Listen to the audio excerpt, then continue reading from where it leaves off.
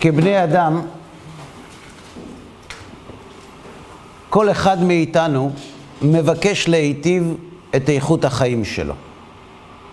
להיטיב את איכות החיים, הכוונה שיהיו לנו בחיים יותר רגעים של תענוג מרגעים של סבל. אדם מוצלח, מודל לחיקוי, דוגמה, מושא להערצה, זה אדם שלפי דעתי, או דעתו של כל אחד ואחד מאיתנו, הצליח להגיע לאותו מקום שלפי דעתי יש בו יותר רגעים של עונג מרגעים של סבל. הוויכוח בינינו הוא רק ממה מורכב העונג של אותם רגעים, אבל כולנו מבקשים תענוג.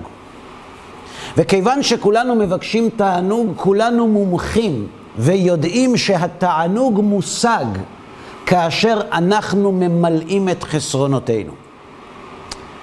פרופסור אריך פרום, בספרו משבר הפסיכואנליזה, על הפסיכואנליזה של פרויד, כותב את המשפטים הבאים. האדם של פרויד, הוא כותב, הוא האדם המכונה, המונע על ידי צרכים כימופיזיולוגיים של חיסרון, מצוקה, מילוי, סיפוק וחוזר חלילה. כשבזמן המילוי מורגשת תחושה המוגדרת סובייקטיבית כעונג. כלומר, בזמן שאנחנו נחסרים, אנחנו מרגישים סבל וייאוש ומרמור ומצוקה ותסכול, ולפעמים החיסרון כל כך גדול שיונה בשביל קיקיון שהתייבש שואל את נפשו למות. לעומת זאת, מרגע שמתחיל מילוי החיסרון, מורגשת תחושה סובייקטיבית, אבל היא מוגדרת אצל כולם בזמן המילוי כעונג, כאושר, כסיפוק, ככל מיני מילים שבאות לתאר רגעים שהאדם מבקש לשמר. ואנחנו נעים במעגלים. חכמי ישראל מלמדים שיש לנו כמה מעגלים של צרכים. כל אחד מאיתנו יודע שכאשר אדם רעב אוכל הוא מתענג. גם אם הוא לא חובב אוכל מושבע. גם אם האוכל שהוא אוכל הוא לא הארוחה המכובדת ביותר הקיימת. אבל הרעב, כשהוא מתמלא, האדם חווה עונג. לעומת זאת, אנחנו גם יודעים שכשלאדם יש צורך רגשי, חיסרון, להיות מוערך, להיות אהוב, או כל דבר רגשי אחר, כשהוא מתמלא, כשאדם מקבל כבוד שהוא מחפש ומתאווה לו, הוא מרגיש עונג צרוף. אותו דבר גם עם המעגל הערכי. כאשר העולם מתנהל על פי הערכים שאני מאמין בהם, ההתאמה בין הערכים שלי לבין ההתנהגות של המציאות מייצרת עושר עצום, ולהבדיל, כאשר יש התנגשות בין התנהגות המציאות לערכים שלי, יש מצוקה נוראה שרואה בעולם חוסר צדק, צדיק ורע לו, רשע וטוב לו, עושק, שחיתות, עוול, כל מה שתרצו. כולנו כמומחים לתענוג יודעים שיש הבדלים ברמות התענוג בין מילוי למילוי. זה נכון שגם המילוי הפיזיולוגי וגם הרגשי וגם הערכי, יש צד שווה ביניהם. כשהם מתקיימים אנחנו מתענגים, אבל יש גם לא הרי זה כהרי זה. כולנו יודעים שיש הבדל עצום בין חוויה רגשית לבין חוויה שבאה בעקבות מילוי פיזיולוגי. וכיוון שאנחנו מבקשים להיטיב את איכות החיים שלנו, הייתי מבקש היום לעסוק באחד הגורמים המשמעותיים ביותר, המשפיעים ביותר על מדד איכות החיים שלנו. ונעשה את זה בשני חלקים. כדי להבין את חשיבות הנושא, אני מבקש להקדים הקדמה קצרה, שאפשר שכבר עסקנו בה, אבל אין בית מדרש בלא חידוש. אם נעצור אנשים ברחוב ונשאל, מה בני אדם מבקשים בחיים? שגרה או שינויים? מה תהיה התשובה? אגב, התשובה מסגירה את מצבו הנפשי של העונה.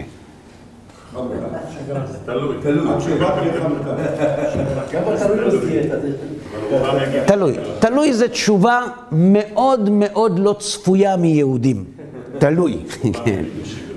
שגרה אתה אומר. אתה אומר שגרה. אתה אומר? חלוקה, יש כאלה שאמרו שגרה. מה אתה אומר? מה אני אומר? אני לא בא שגרה. אתה שינויים.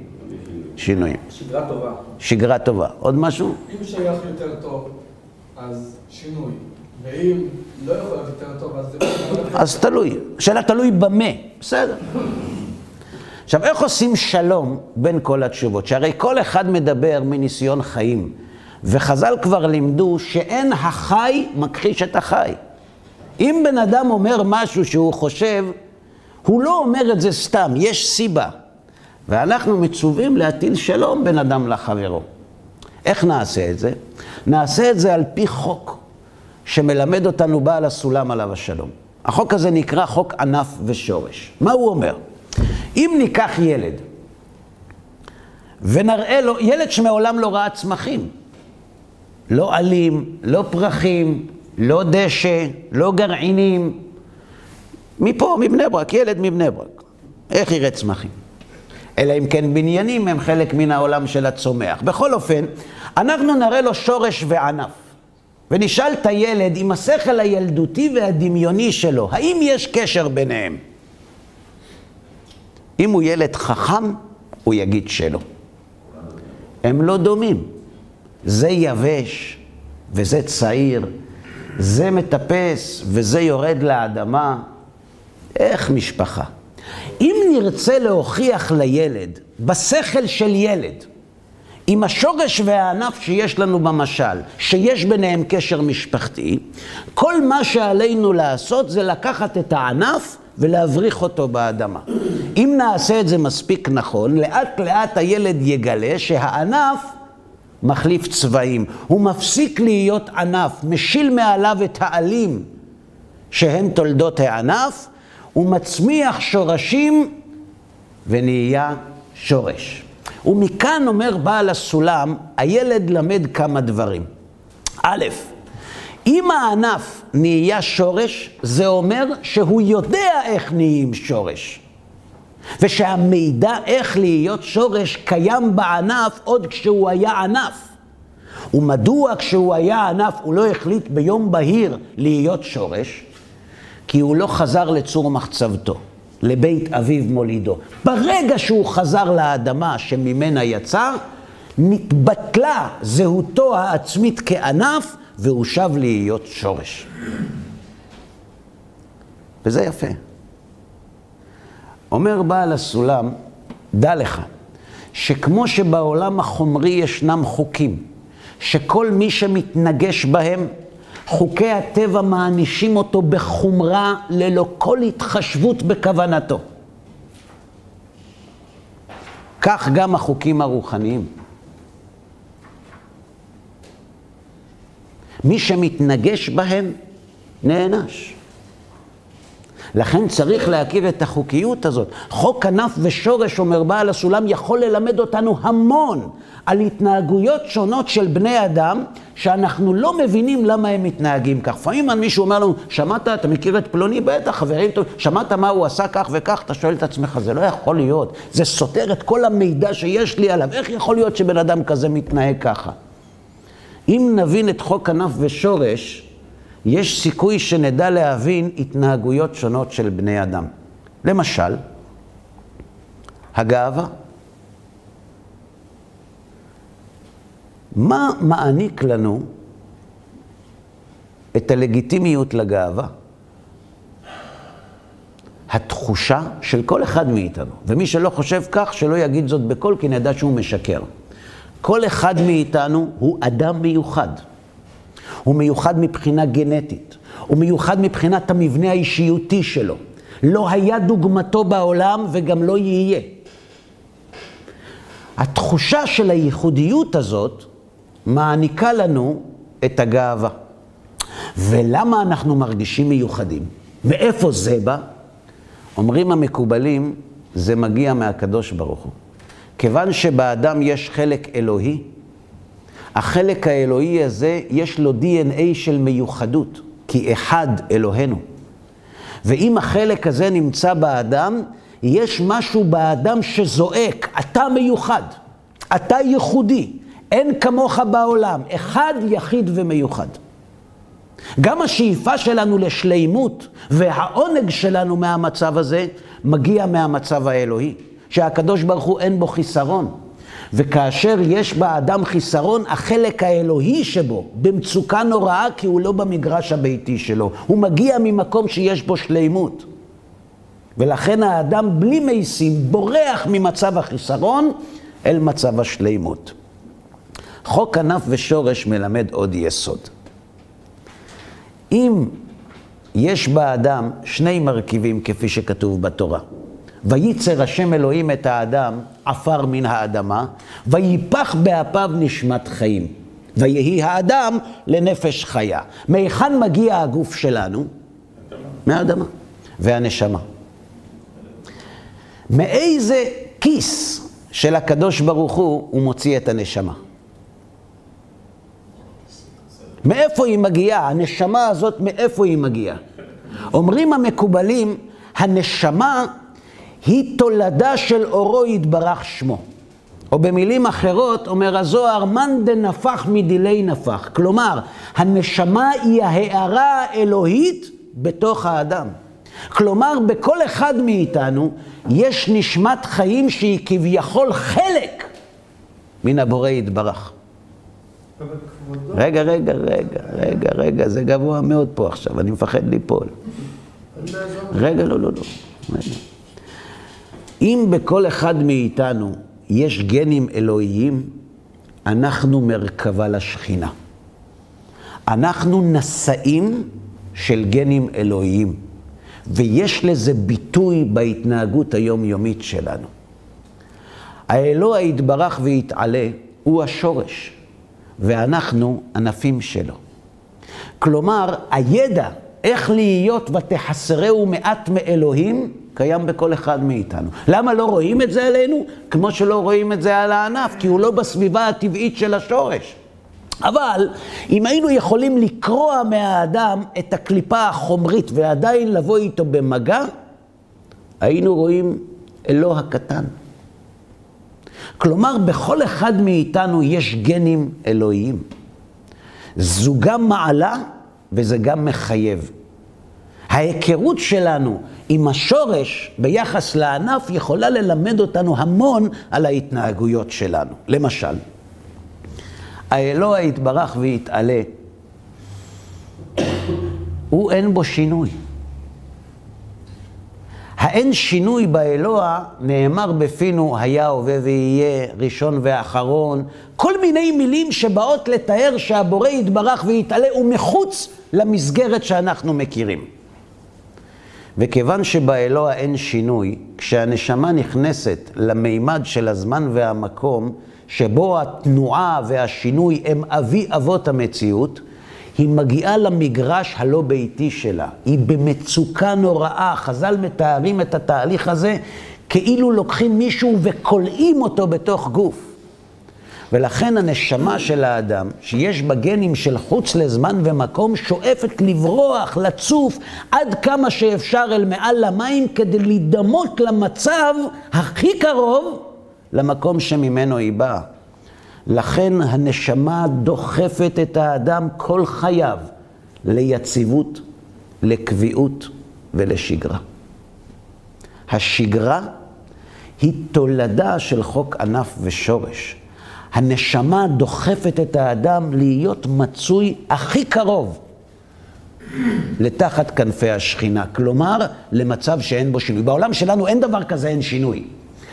אבל הכי קרוב לאין שינוי זו שגרה.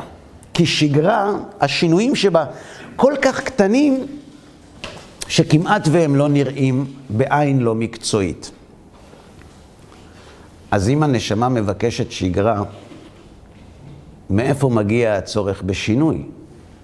תשובה, יש לנו עוד חלק, קוראים לו גוף. הגוף מאיפה הגיע? מאיפה? מהאדמה. נכון. לכן מסתבר שכיוון שחומרי הגלם שונים, גם ההתנהגות של החומר שונה. השפה, שפת התכנות של הגוף, שונה משפת התכנות של הנשמה. את הגוף לא מעניינת שגרה, ואת הגוף גם לא מעניין שינוי. הגוף מתעניין רק בדבר אחד. תגיד, נהנים שם או סובלים שם? אם נהנים שם, אני שם. אם לא נהנים שם, שהשונאים שלי יהיו שם. זו השפה של הגוף. כלומר, בתא הטייס שלנו יש שני טייסים, הנשמה והגוף. אחד מחזיק במות השגרה, שהוא הטייס של הנשמה, והשני מחזיק במות של שינוי. מי מחזיק במות השינוי? מה פתאום? באיזה מות הגוף מחזיק? התענוג. כלומר, בתא הטייס יושבים שני טייסים. אחד רוצה לטוס ישר ואחד רוצה שהמיזוג אוויר יעבוד. עכשיו, מה קורה כשהתנאים מתקיימים? הם אוכלים, הכל בסדר. אבל ברגע שהמטוס ממשיך לטוס ישר, אבל המזגן נופל, אחד הטייסים מתחיל להתמרד. אחרי כמה דקות כשהוא מתחיל להזיע, הוא פונה לטייס של הנשמה ואומר לו, תקשיב, לאן אתה חושב שאתה נוסע? הוא אומר, מה זאת אומרת? הכל בסדר. המטוס טס ישר, הוא אומר, לא מעניין אותי ישר, אני סובל, או שתדליק מזגן, או שנעשה שינוי. השינוי הוא לא מטרה של אף אחד מחלקי האישיות. חלקי האישיות מבקשים שגרה ומבקשים תענוג. מתי מדברים על שינוי? כשאחד מחלקי האישיות לא בא על סיפוקו, או שאין שגרה, או שיש שגרה ואין תענוג. מתי אנשים יוצאים לחופשה? הרי חופשה זה אסון, גם לשפת הגוף וגם לשפת הנפש. שיוצאים לחופשה זה שינוי או שגרה? שינוי. אז כבר יש אופוזיציה. הנשמה לא רוצה לצאת לחופש. הגוף רוצה חופשה? חופשה זה לבזבז כסף. והכסף הוא אחד הדברים הכי חשובים של הגוף. אז למה הגוף מוכן לבזבז כסף כדי לצאת לחופשה? למה הנשמה נרתמת לקנוניה הזאת ומוכנה לצאת לשינוי? כי הגוף אומר לנשמה, בואי נעשה שינוי למרות שזה נגד הטבע שלך. זה גם נגד הטבע שלי לבזבז כסף, אבל עם התענוג שנעסוק בחופשה, נחזור הביתה לשגרה ונפרק את התענוג לאט לאט עד שיסתיימו התשלומים ונוכל לצאת לחופשה נוספת. ההוכחה שזה נכון זה כשהגוף והנשמה מעמיסים את הציוד על המכונית, מבזבזים כסף, עושים שינוי, יוצאים מהשגרה ולא נהנים בחופשה. תשמע את שניהם אומרים, חבל שנסענו. השינוי הוא אמצעי כדי להחזיר את הגוף לשגרה שיש בה כדי פרנסתו. כלומר, המצב האידיאלי, הטוב ביותר עבור האדם, זה כשהשגרה שלו מענגת. מי שמתענג בשגרה לא מחפש שינויים. השינוי הוא כאשר האדם מגלה שיש עונג גדול יותר, ולמרות שאולי הוא כן נהנה בשגרה, אבל העונג הגדול מצדיק שינוי כדי להחזיר אותו הביתה. אין לשינוי הורים. השינוי הוא עבד, הוא כלי, הוא אמצעי שמשמש את הגוף והנשמה כדי למלא את צרכיהם. המצב הזה של הסינכרון בין הגוף והנשמה הוא מצב מרתק ונדיר. אגב, ההוכחה שזה נכון היא מאוד פשוטה. תשאלו בחור אחרי צבא, מה הוא מחפש בחיים, שגרה או שינויים? אם תגידו שגרה, זה אומר שמזמן הפסקתם לעשות, לא, מילואים דווקא לא, אבל סדיר. כן. אתה אומר שינויים, הוא מחפש שינויים אחרי צבא, בבוליביה. למה הוא מחפש שינויים? כי השגרה שהוא מכיר במהלך 22 שנות חייו, היא שגרה שפרנסה רק את הנשמה. הייתה קביעות, הייתה יציבות, יציבות מייגעת. הוא עשה ספירת העומר לשחרור. למה? כי רק חלק אחד באישיות שלו קיבל מזון במשך 22 שנה. הגוף היה רק על הדרך, בחופשות, או כשהעיפו אותו מבית הספר. לכן הגיע הזמן לפנק קצת את הגוף, לתת לו לאכול. נוסעים לחופש. לעומת זאת, אם תשאלו אדם בן 97 בבית אבות, מה הוא מחפש בחיים, שגרה או שינויים, מה הוא יאמר? שגרה, אתה אומר. למרות שתסכים איתי שבגיל 97 שגרה היא לא מציאה גדולה. אז למה הוא לא מחפש שינוי? כי למדנו שהשינוי מתבקש רק כשהסיכויים ליותר טוב גבוהים יותר מן השגרה, לא מהנגד. אבל בגיל 97 כל מי שעדיין מסוגל לחשוב יודע ששינוי עולה בגמטריה בכל השפות מוות. לכן תשמעו אותו אומר שישאר ככה, שלא יהיה יותר גרוע. כלומר, אנשים לא הכי טוב להם בחיים. הגוף שלהם לא מי יודע מה מתענג. הנשמה כן, יש לה שגרה, אבל מה עם הגוף? למה הוא לא דורש חופשה? כי הנשמה מסבירה לו שאם הוא רוצה להמשיך לחיות, עדיף לשמור על הקיים. גם אם אתה לא נהנה בעבודה, לא תמיד אתה תלך לעבוד במקום אחר אם יציעו לך, כי עם הסיכון שאתה תרוויח פחות או יפטרו אותך מהר יותר מהמקום שבו אתה נמצא בשיקול הכללי, לפעמים אתה תישאר באותו מקום, למרות שבמקום אחר מבטיחים לך יותר, כי אין לך ביטחון שזה יתמיד, וכל המטרה של שינוי זה להביא יותר עונג בסוף היום הביתה. יש עוד מצב אחד בלבד בעולם שבו הגוף והנשמה מסונכרנים. יש מצב אחד שמפרנס גם את הגוף וגם את הנשמה, בו זמנית, בבת אחת, וקוראים לו אהבה. אדם מאוהב זה אדם שמבקש להפוך את המציאות לשגרת בטון, שלא ייגמר לעולם. איך הקדוש ברוך הוא אומר על עם ישראל, מי ייתן והיה לבבם זה ליראה אותי כל הימים. הלוואי שתמיד נשאר ככה. למה אנשים מתחתנים? אנשים מבקשים למסד, להפוך לשגרה את התענוג שהם חווים. כי הם לא מאמינים שיש בעולם תענוג יותר גדול מהאהבה שהם מצאו. חוק ענף ושורש מלמד אותנו למה כל בני האדם מבקשים אהבה. ללא הבדל גזע, לאום, דת, מעמד או מין. כל מי שנשמה באפו מחפש אהבה. בעלי חיים אין להם נשמה, לכן הם מפרנסים גם את הגוף, והם לא מקבעים את שגרת האהבה. כי אין מישהו באישיות שלהם שמחפש את זה. לכן המסגרת המשפחתית תהיה יותר מזוהה עם המין האנושי ולא עם החי, למרות שיש חריגים בשני הצדדים. חברים, אם כולנו מבקשים אהבה,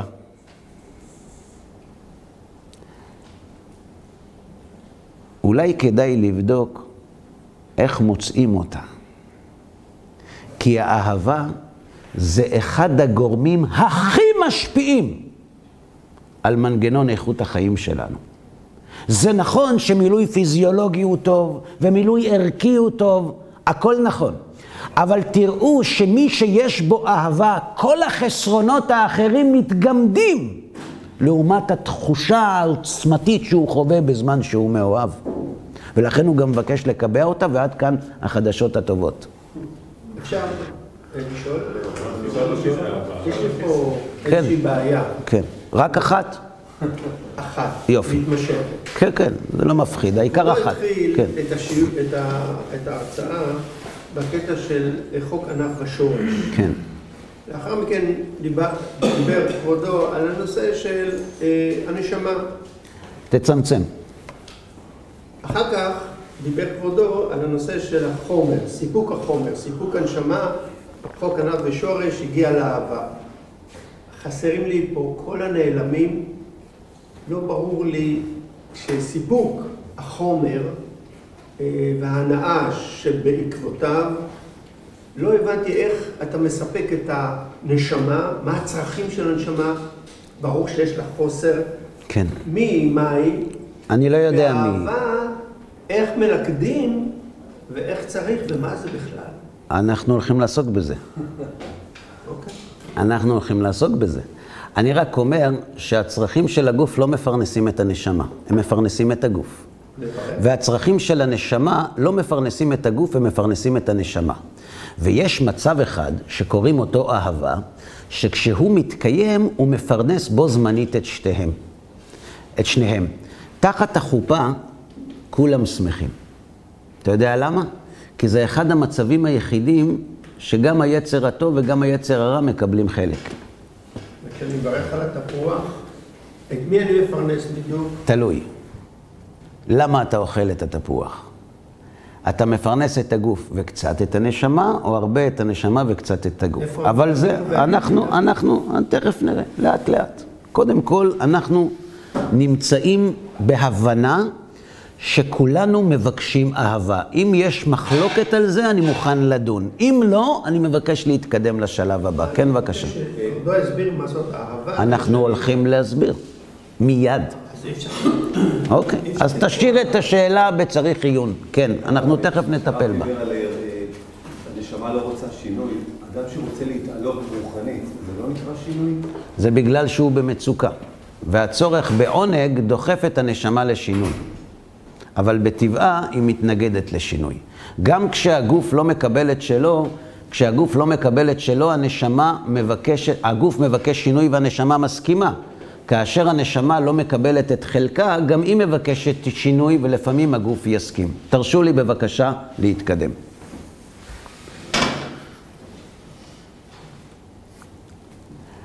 אמרתי שעד כאן החדשות הטובות.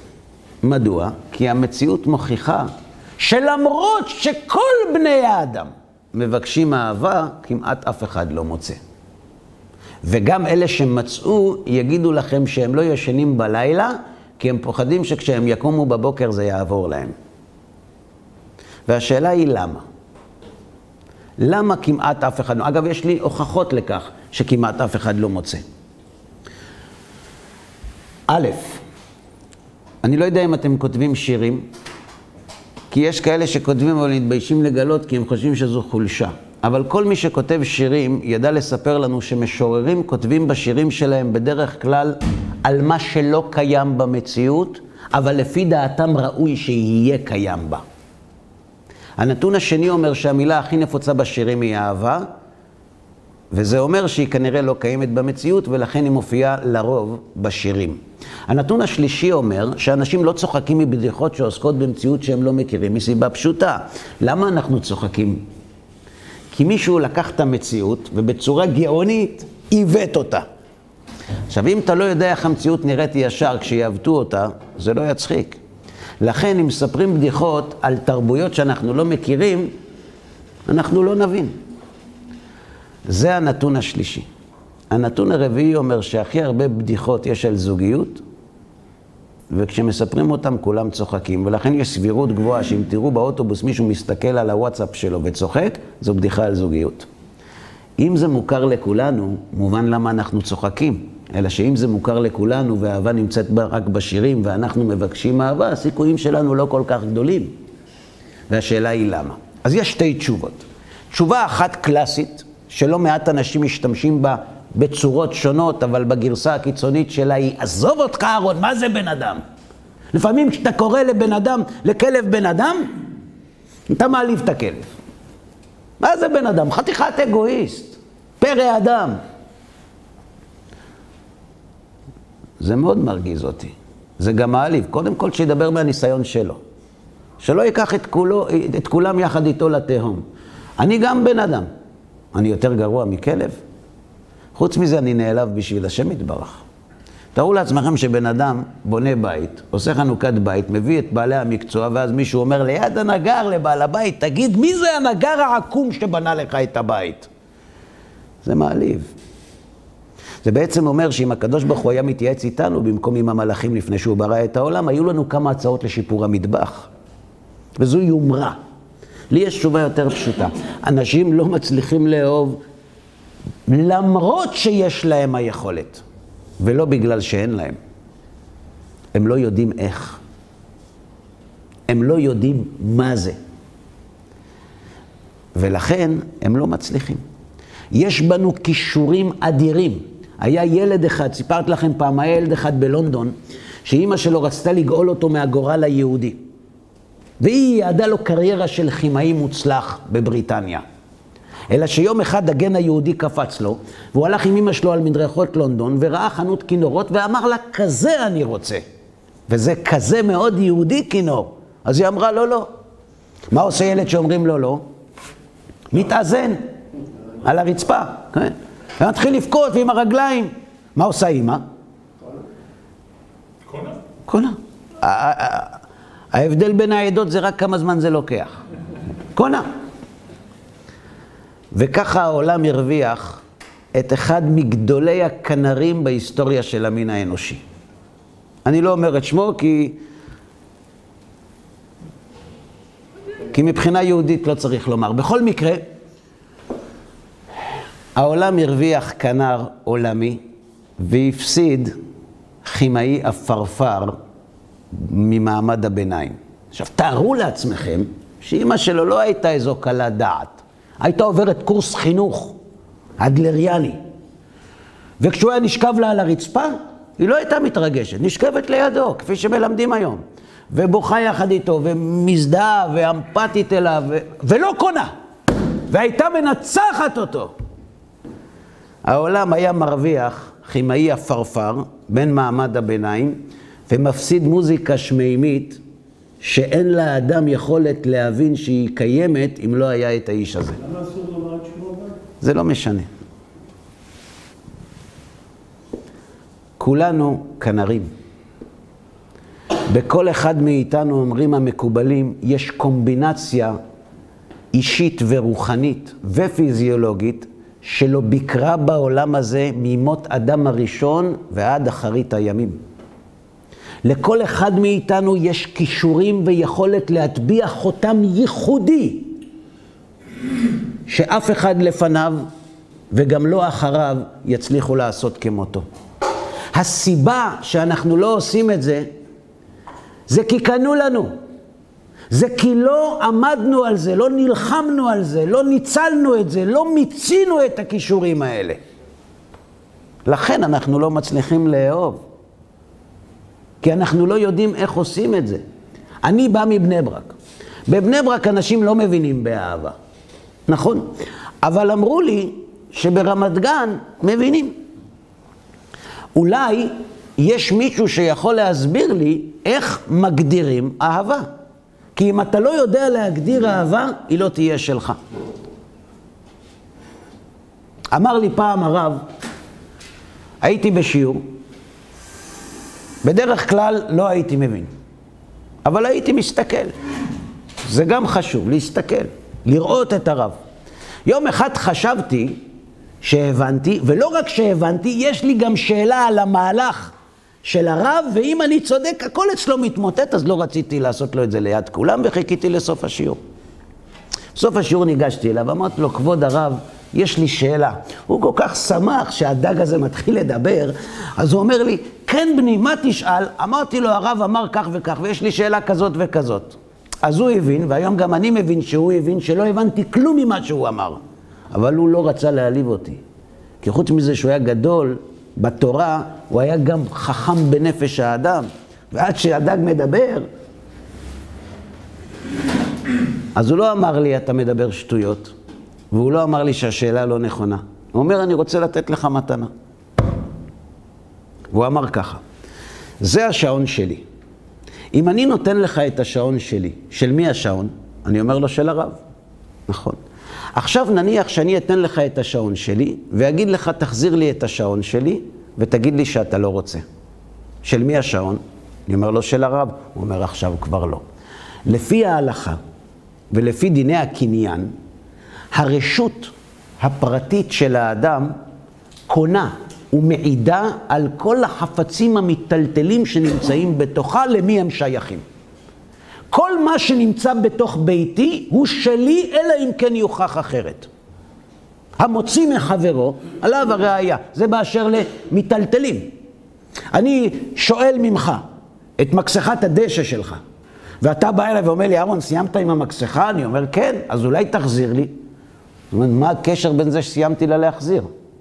החזרתי אותה למקום. הוא אומר, כן, אבל זה שלי. אני אומר לך, מה פתאום זה שלך? זה שלי. אהרון, לפני 10 דקות לקחת את זה ממני. מה פתאום זה שלי? אתה לא יכול להיכנס הביתה לקחת את זה. אתה צריך ללכת, להביא נתונים, מסמכים, בית משפט, ולהוציא מרשותי. זה אמר לי הרב באשר לחפצים מטלטלים. מה באשר למחשבות? אדם מגיע לשיעור, מגיע להרצאה, יושב שעה שלמה. עכשיו, מהתיכון הוא לא ישב 5 דקות במקום, וגם בצבא קבע נתן לו פטור. הוא יכול להסתובב. זה מרגיע את כולם. והוא יושב בהרצאה שעה שלמה, לא קמה, ולא לקח את הכדור. כשמסתיימת השעה, אומר המרצה, תודה רבה, סיימנו, ערב טוב לכולם, הוא מסתכל על השעון ואומר, אני לא מאמין.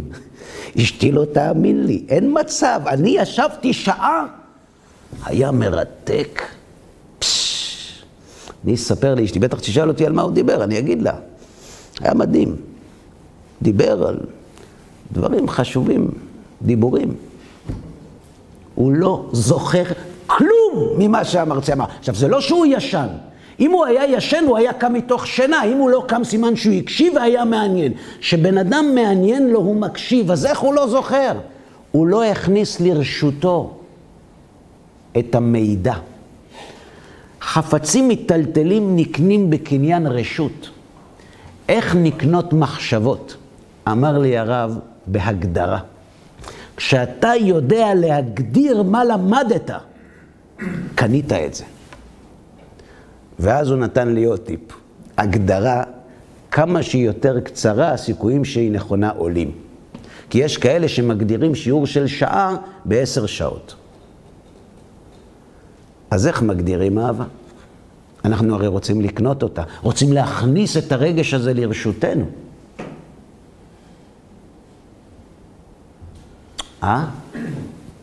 בכבוד. מה? תוצאה של נתינה. אהבה היא תוצאה של נתינה. זה יפה. זה הכי קרוב, אתה אומר. אני, לדעתי, זה מאוד רחוק, ואני אסביר גם למה. אם האהבה היא תוצאה של נתינה, למה קורס שמכשיר יועצי זוגיות לוקח כל כך הרבה שנים? פשוט תגיד לאנשים שבאים אליך, אם אתם רוצים לאהוב, הרי כשאוהבים כל המחלוקות נפתרות, אז פשוט תתחילו להעניק אחד לשני והכל יהיה מצוין. חוץ מזה, אם אני מוכן לתת לבשאר אסד את רמת הגולן, זה לא יגרום לאהבה, נכון? אפילו אלה שמוכנים להחזיר שטחים, הם עושים את זה עם אף סתום. זאת אומרת, זה שאני נותן כסף לבעל המכולת שלי, זה לא אומר שאני אוהב אותו. זה נכון שהנתינה היא בדרך כלל תולדת האהבה. היא לא המביאה לה. כי הרי בני זוג מעניקים אחד לשני במהלך החיים, ולא בין כולם יש אהבה. זה נכון שאנשים רגילים בשגרת לשונם לומר, נתינה מולידה אהבה. אבל המציאות לא מקבלת את זה, ואין החי מכחיש את החי. כן, בבקשה. אהבה, לדעתי, זה תהליך של התקרבות לאיזשהו מושג שאתה רוצה להתחבר אליו. זה נכון. כל זמן שאתה נמצא בתהליך, תחושת האהבה... לא, אני לא רוצה תחושות, אני רוצה הגדרה. אמרת, הגדרת האהבה זה רצון להיות קרוב. זה התהליך של להיות קרוב למושג זה נכון. נפשי חולת אהבתך. שהאוהב חושק להיות מצוי בקרבת הנאהב כל ימיו. איך אמר לי חבר כששאלתי אותו איך הוא מרגיש אחרי שהוא יתארס? אני רוצה לשבת ולהסתכל עליה כל החיים. והוא היה על ריטלין בדרך כלל. זה אחד הסימפטומים הקיצוניים של האהבה. אבל אתה מדבר על סימפטום. אתה לא מדבר על האהבה. כשאני אוהב, אני רוצה להיות מצוי בחברת אהובי. מה כבודו מתכוון? סימפטום. אני לא אמרתי... תולדה. היא נמשכת, ההרגשה הזאת, מן האהבה. היא לא ממציאה את האהבה. אבל אני הוספתי גם את המילה תחושה. זו תחושה שהיא תולדה. התחושה שמתלווה לרצון, להשתוקקות. אבל אני טוען הפוך. התחושה שקוראים לאהבה גורמת לכמיהה להיות מצוי בקרבת הנאהב. אז יש כאן את כל המושאים. יש תחושה... התחושה הזאת, אני מחפש את ההגדרה שלה. חיבור. לא את התוצאות שלה. חיבור? איזה חיבור?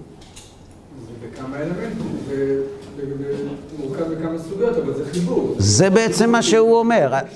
אז אתה אומר, אני רוצה להיות מצוי בקרבת הנאהב, לא רק מבחינה פיזית. באהבתו ישגה תמיד. גם במחשבות אני רוצה להיות בקרבתו כי אני אוהב אותו. כי אני אוהב אותו. אבל אוהב אותו, מה משמעותו? חיבור יכול להיות חיבור שלא תלוי בדבר. חיבור שבאידיאלים...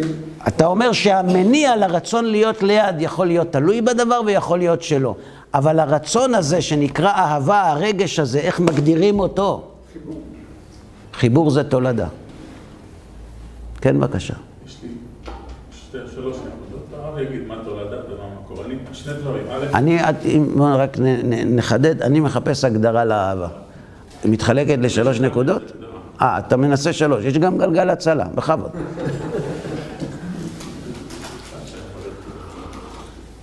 אז קודם כל באהבה זה האדם שאתה אוהב אותו, גם אתה רוצה כל הזמן שיהיה לו טוב, אתה רוצה שייטב לו. למי? לאדם שאתה אוהב. ומה זה אני אוהב? ואני אוהב זה שאני אוהב את עצמי מאוד, כן. כשהוא איתי. ומה זה אוהב את עצמי? אני אוהב את עצמי, זה אומר שטוב לי מאוד שהוא אוהב אותי. אני מרגיש שהאהבה שלו אליי, אני מרגיש שהוא עושה בשבילי דברים שהם מעבר למה שאני מצפה, או מעבר למה שמגיע לי ממנו. ואני מרגיש שהוא גם רוצה בטובתי כל הזמן. זה סיפור אהבה. זה לא הגדרה. אני מחפש הגדרה למילה אהבה. הגדרה טכנית. שוויון? האם בין אנשים לא שווים לא תהיה אהבה? טוב. בסדר. אתם לא ממציאים דברים. כל אחד מדבר מהמקום שממנו הוא יונק את החיים שלו. זה בסדר גמור. אני לא מכחיש את דבריכם, אני רק אומר שכדי להגדיר אהבה, צריך להגדיר את עצם ההרגשה ולא את התולדות שלה. בסדר עד כאן? נתקדם. כן, בבקשה. אולי מילוי רצון שלא מפסיק? מילוי רצון שלי? כן, שלא מפסיק. יש הרבה רצונות שלי שאני ממלא בלי להפסיק. כשאני אוהב וזה גורם לי עונג, אני רוצה למלא את הצורך הזה בלי להפסיק, זה נכון. אבל גם קרבת השם, וגם כסף, וגם כל דבר אחר שהאדם רואה שהוא עושה לו טוב, הוא רוצה שיתמיד ולא יפסיק. לכן, אנחנו גם לא נפסיק ונתקדם. הרגשה, זה נכון. אהבה זה רגש. הבעיה היא שגם כעס זה רגש וגם רחמים זה רגש. אז למה לרגש הזה אתה קורא אהבה ולרגש הזה אתה קורא כעס? הכעסנים מתענגים מן הכעס, אחרת הם לא היו כועסים. כי הוא מכיל תכולה אחרת. טוב. אני רוצה להציע גם רעיון, ואתם יכולים לשחוט אותו כמו שעשיתי לכם. כי אנחנו מחפשים את האמת. ההגדרה של האהבה מופיעה בספר הכי צפוי. איפה? שיר השירים. שיר השירים הוא קודש קודשים, ללא ספק. הוא מספר על הקשר המרתק בין כנסת ישראל והקדוש ברוך הוא. אבל במובנו הפשוט, הילדותי, לא הפשט. זה לא פשט מסיבה פשוטה. עינייך יונים. איך מסבירים כפשוטו? שיש לה יונים במקום עיניים. אבל זו לא הכוונה, זה שיר. שיר לא הוא עוסק בדימויים. אבל בשפה הילדותית אנחנו רואים כאן מערכת קשרים מרתקת ופטלטלה עם עליות וירידות בין דוד לראיה. לכן סביר להניח שהגדרת אהבה נמצאת פה. אני אגיד את תחילת הפסוק, אני מקווה שלא תדעו להשלים אותו, כי אם תדעו, תהיה לנו בעיה גדולה יותר. הפסוק שבו נמצאת הגדרת האהבה, כתוב בו כך, זה בעברית, חדשים גם ישנים, דודי צפנתי לך. אתם בכל אופן העזתם להשיב, לכן אני מניח שהמשיבים קראו את שיר השירים יותר מ7 פעמים. אני מתאר לעצמי כאנשים נורמטיביים, כשאנחנו קוראים טקסט 20 או 100 פעמים, אנחנו גם מבינים את הכתוב. פירוש. אני אחזור כי זה בעברית ועברית שפה קשה. חדשים גם ישנים, דודי צפנתי לך. יש לי לימוד זכות. מתי אנשים קוראים שיר השירים? בערב שבת. עכשיו, אצל גברים שקוראים שיר השירים, בדרך כלל מיום שישי בצהריים הם לא אוכלים כדי להיכנס לשבת רעבים. עכשיו, כשהוא הולך לבית הכנסת, הדגים עומדים כבר על הפלטה, והעדים מתערבבים עם האור של הנרות. והוא מעמיס על עצמו את הרעב, נוטש את הדגים על הצאן והולך לבית הכנסת. ואז החזן אומר, היום יש גם שיר השירים ומסלסל. זה ייסורים. אז אומרים לו בכבוד. נכון? גם פרשת שבוע. בכבוד! אין זמן. גבר כשהוא רעב הוא מטושטש, הוא לא יכול להבין, וגם אותיות רש"י הן קטנות. בקיצור, יש על מה לסמוך. אבל פה נמצאת הגדרת האהבה. הגדרת האהבה נמצאת בפסוק הזה. איך מחלצים מתוכו את ההגדרה, נראה בעזרת השם בחלק השני. עד כאן להיום.